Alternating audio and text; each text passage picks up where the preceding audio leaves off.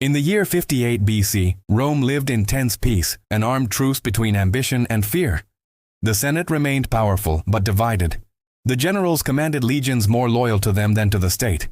And among these men was one who began to shine brighter than the rest: Gaius Julius Caesar.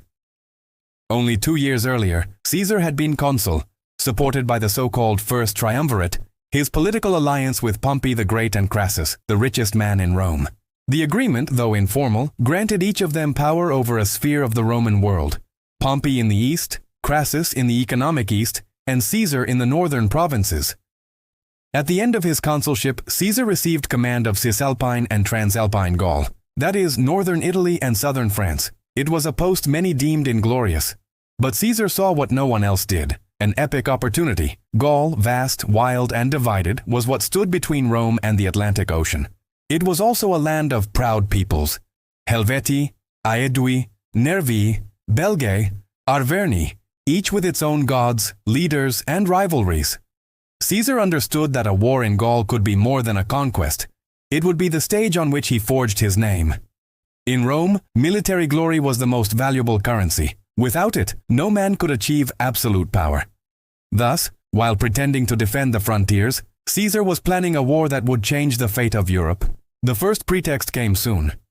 In 58 BC, the Helvetii, a Celtic people from the Alpine region, decided to migrate westward, fleeing pressure from Germanic tribes. Their plan was to cross Gaul, a territory under Rome's protection.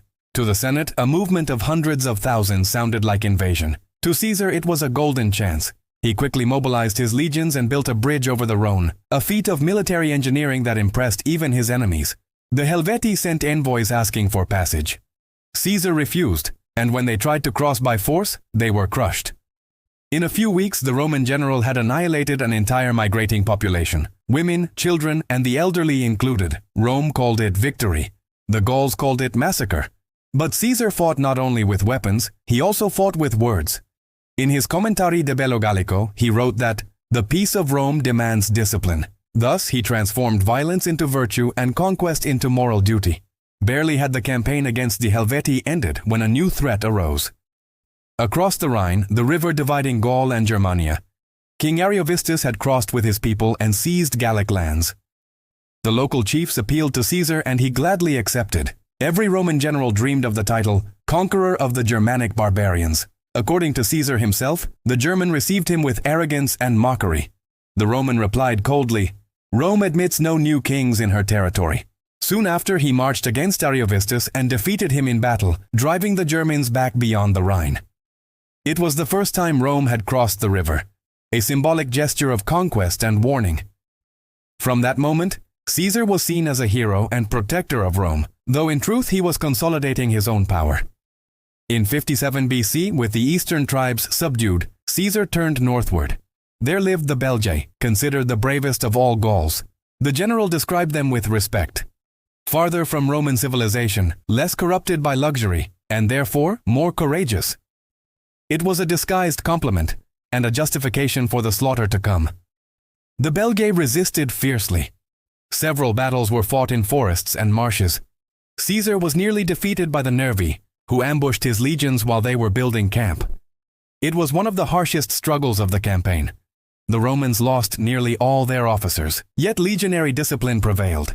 Caesar turned tragedy into glory, portraying the event as proof of Roman superiority over barbarism. By year's end, he proclaimed that all of Belgic Gaul was subdued. In Rome, senators began to suspect no one conquered so much in so little time, but the people adored him.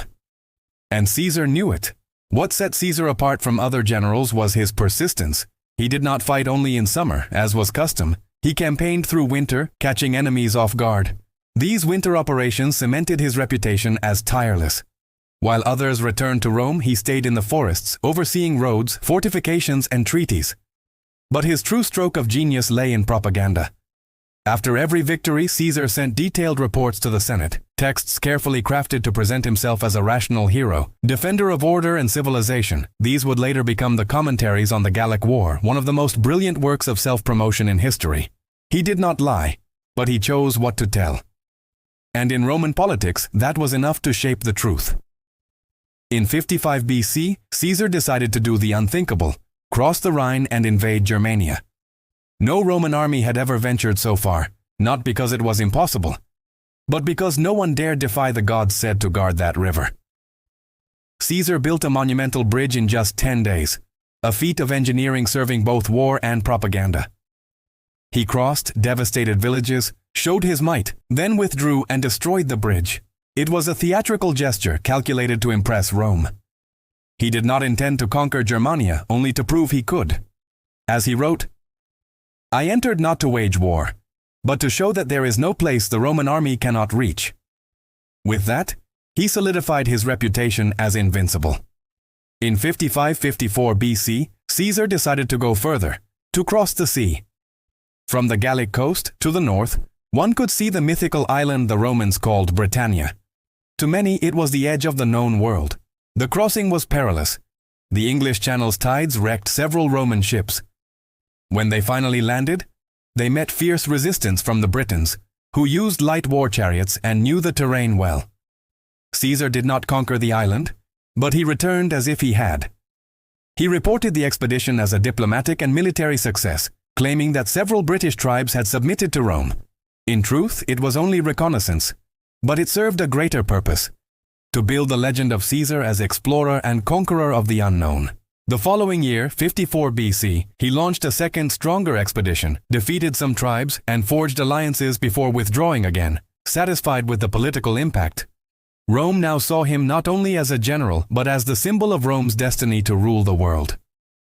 While Caesar was in Britain, several Gallic tribes began to revolt. One of the most tragic events was the massacre of the legions of Sabinus and Cotta, two of his legates.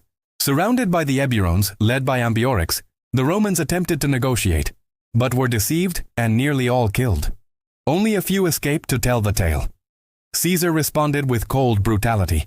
He regrouped his forces, hunted the Eburones, and ordered entire villages destroyed. It was the price of defiance. Yet for the first time, Roman invincibility was broken, and the Gauls began to believe they could resist. The spirit of rebellion, which years later would unite under Vercingetorix, began there. In the following years, Caesar focused on consolidating Roman rule. He divided the tribes, rewarded the loyal, punished the rebellious. He built roads and cities, but also imposed taxes and levies. Gaul became a laboratory of empire, a mix of civilization and terror. He established networks of client chiefs, made local leaders dependent on Rome, and used Gallic gold to fund his political power. In Rome, his enemies accused him of growing rich from war. But the people revered him as the greatest living general. While Pompey and Crassus quarreled, Caesar gained what neither possessed: a personal army of veterans loyal unto death. Every victory, every coin paid, every fiery speech cemented their loyalty. Gaul was pacified only in appearance. Beneath the weight of the legions, the flame of resistance still burned, and in 52 BC it would erupt, the great uprising led by Vercingetorix,